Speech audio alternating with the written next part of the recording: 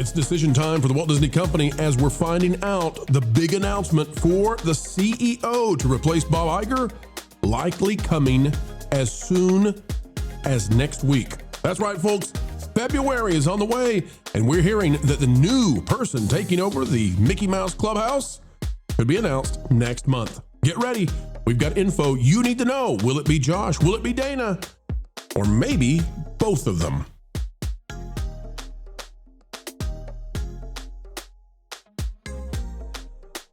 Hello, folks. Welcome back to the channel that continues to give you the accurate news you need to know when it comes to the Hollywood halls of Holly Weird. We've been telling you for a while now that it was looking like a Wall Street battle with Bob Iger, and that continues right until the finish line. We'll tell you what's going down, what's happening, with the kind of expertise you expect from this channel. Click like, subscribe, and folks, here we go. Ladies and gentlemen, we got a big announcement on the way, and it might be coming this February. And a fight behind the scenes, if you can believe it, yet again at the House of Mouse, out of that Park Place by Marvin Montanaro. And yes, I'll say it again because you need to hear it. If you're not yet bookmarked to this website on your browser, well, you should be. Disney expected to announce new Disney CEO next month as succession pressure builds. The search for a new Disney CEO appears to be nearing its conclusion, according to a recent report from the Los Angeles Times. The Walt Disney Company is expected to formally announce its next chief executive as early as next month, signaling the beginning of the end of Bob Iger's return stint and the supposed start of Disney's next corporate chapter. The announcement would represent one of the most consequential leadership transitions in Disney's modern history, coming after years of internal instability, strategic reversals, and mounting pressure for both Wall Street and longtime fans. Goes on to talk about Bob Chapek and what happened there. We won't retread that, folks, but we'll tell you this. Josh D'Amaro, according to the Los Angeles Times, chairman of Disney Experiences, is cited as the favorite in Wall Street circles. Josh D'Amaro oversees the Disney parks, resorts, cruise line, etc. Well, he's one of the only guys they could pick, eh? Dana Walden, however, is apparently the pick of Iger. And that is setting up a major conflict. Get ready, folks, because this could go to strange places. Now, we don't believe Alan Bergman or Jimmy Pitaro have any chance whatsoever of becoming the CEO. But what we do believe is there is maybe a co-CEO situation. It says Josh D'Amaro and Dana Walden are often mentioned together in that context, representing a potential split between physical experiences and content strategy. While purely speculative at this stage, the idea reflects the broader challenge Disney faces in defining what kind of leadership structure best suits its modern business. What are we talking about? Well, Lucasfilm just came out and did a co-president situation where Lin-Wen Brennan is the head of the business side of it. And they had to have a woman replace a woman, so that's what they did. Meanwhile, Dave Filoni is the guy who's going to be in charge of the creative stuff. Co-presidents. Is that an omen to what's on the way for Disney? As Wall Street said, we'll do Josh D'Amaro and no other person. And as Iger's saying, well, you'll also do Dana Walden. We don't know. But it's looking like this is a more significant possibility than even we believed. And in February, we'll get the answer. At this stage, we would be shocked, and I mean shocked, if Josh D'Amaro is not the CEO of Disney. But there's a possibility that Dana Walden comes along with him. Culture, I go to you first on this one. We didn't know that this was going to happen in February. That could be as early as in a week and a half. And that could be as early as the next shareholder meeting. That's quick, Culture. That's real quick, but that's out of the LA Times. What do you think about this one? I got to say, February, not when I was going to believe this was coming about. I would have expected it to come out with the actual shareholders meeting where they get to vote and do all that, which I believe is in April. Yeah, I think getting his feet wet as soon as they can is a good plan. Of course, I'm betting on Josh D'Amaro in this particular field of four. The other two gentlemen are not equipped to handle the park side of the equation, and for that matter, neither is the female that they've. Pitaro and Bergman are not. They're out. Yeah. They're just flat out. If they're mentioned in an article, they're out. You can delete the paragraph.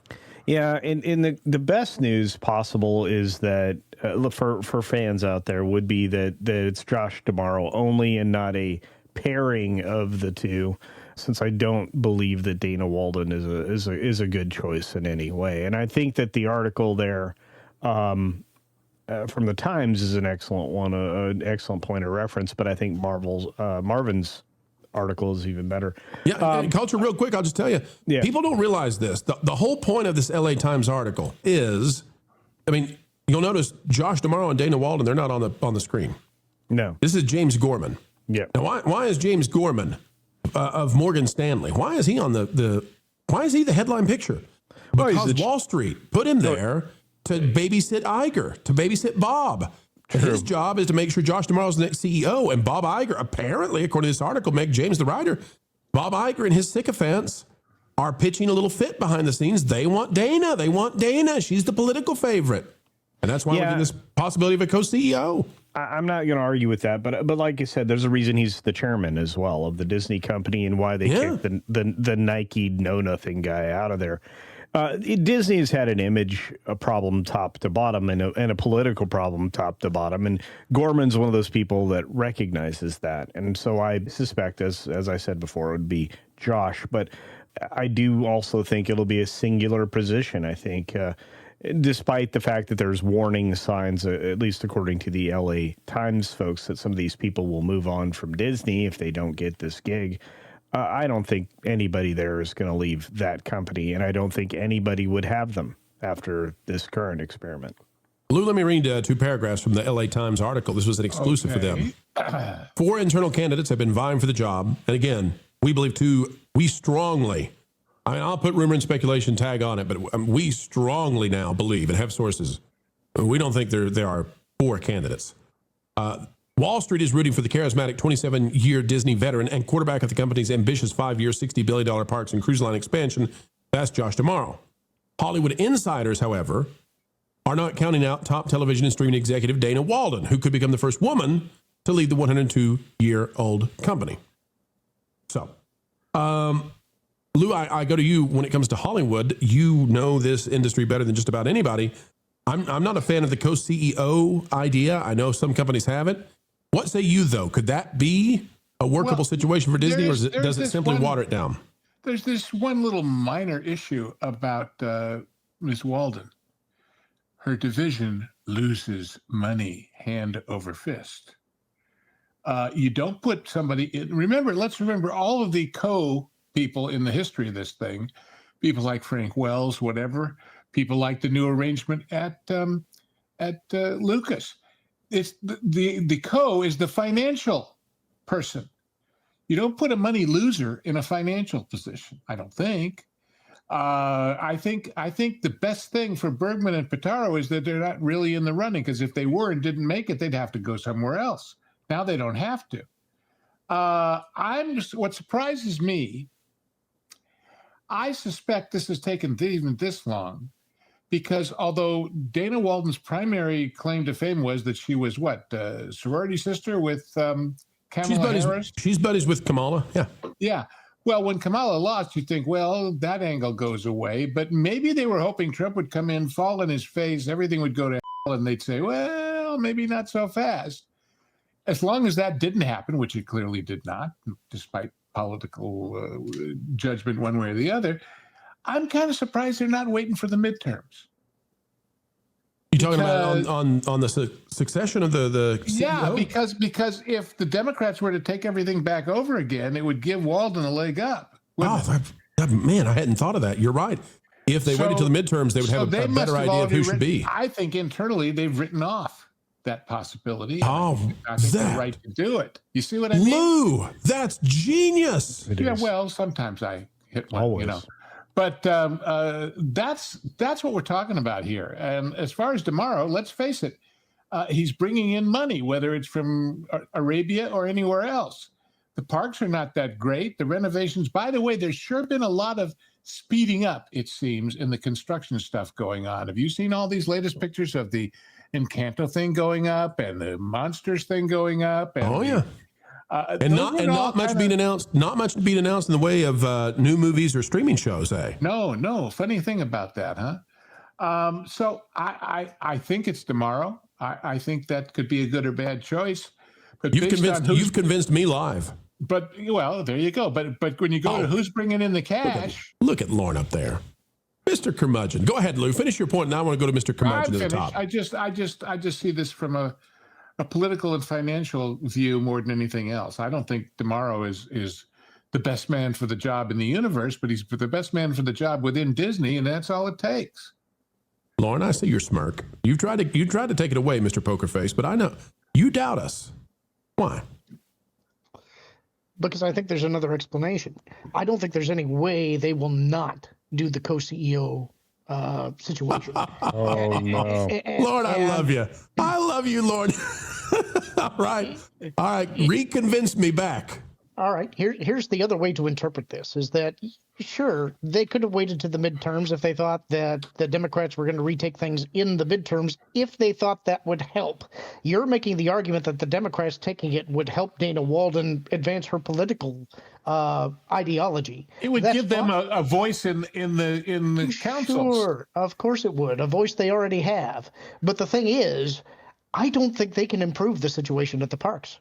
I don't think there's anything they can do, and this is a tacit acknowledgement of that. I think they're looking at this in a way, the same way that they looked at COVID. It's like, we have things in the works, but nothing that we can report as a positive. Here's nothing that's going, in the short term, nothing is going to be improved. So if we get this out of the way to start with, we can shovel the blame onto the people that we put into the position, which is what they intended to do with JPEG. We've reached such a low point for Disney, and authentically and honestly so that Lauren is now comparing the company's current results to the pandemic. I mean, we have really and I'll point out one more thing, which I've said before. The fact that KK, who was waiting for a hit to go out on, has decided, screw it, I'm out of here, means they don't envision anything currently in the pipeline as being that hit. So it's going to be a long, cold winter of movie and TV and streaming for them before they ever get back on track, if they do. That's exactly the point I'm making, and I think that's why they're not waiting to make the announcement. I think it's starting to look like the rats leaving the sinking ship situation, and I think, honestly, they'll do the co-CEO thing because it allows them sort of to wash their hands of it, and then the interesting thing will be, what are the palace intrigues that are going on internally? Who is going to be knifing whom in the back, and how do they resolve it? There's one thing we know, Jeremy, and that is that Bob Iger refuses to go. And for folks who think, oh, well, this is going to be a new era, a dawn has come to the House of Mouse, Bob Iger's not gone.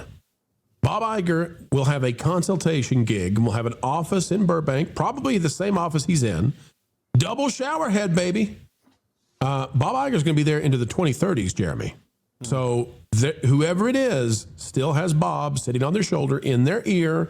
And even if Wall Street is kicking him in the rear, he is not going to get out of there. Jeremy, your thoughts on Bob still staying right where he is? Well, it's interesting because one of the first things I thought of, if he's very keen on Miss Walden, then it's good for his legacy somehow, that there is an ego to want to carry the water as long as he can, because the second he steps away and reality hits. And the other part of this that I thought of, and you guys all pointed it out, you cover all of these shareholder calls so well. Abu Dhabi was used to avoid a disastrous earnings call. Yep. And it really leveled things out for them. So pushing this ahead, it makes me wonder if they're going to use it to pad something to keep good news in the pipe. Co-CEO, maybe, first woman CEO. Whatever is going on, all the timing lines up with maybe there's some really bad news that they want to pad with this right now. Culture, I need you to answer this before we wrap this conversation up. Jeremy has opened the door to a really important point that not many people know. The reason that Bob Iger would be against Wall Street and in favor of Dana Walden, I believe, comes down to Bob Iger's wife, Willow Bay. Culture, explain. Yeah, Aunt Willow is the dean of journalism, or as I call it, urinalism at USC. And she has a terrible reputation for being very politically involved and has been such a gal pal with Dana Walden, especially on some committees and other efforts to promote the Democratic Party in politics.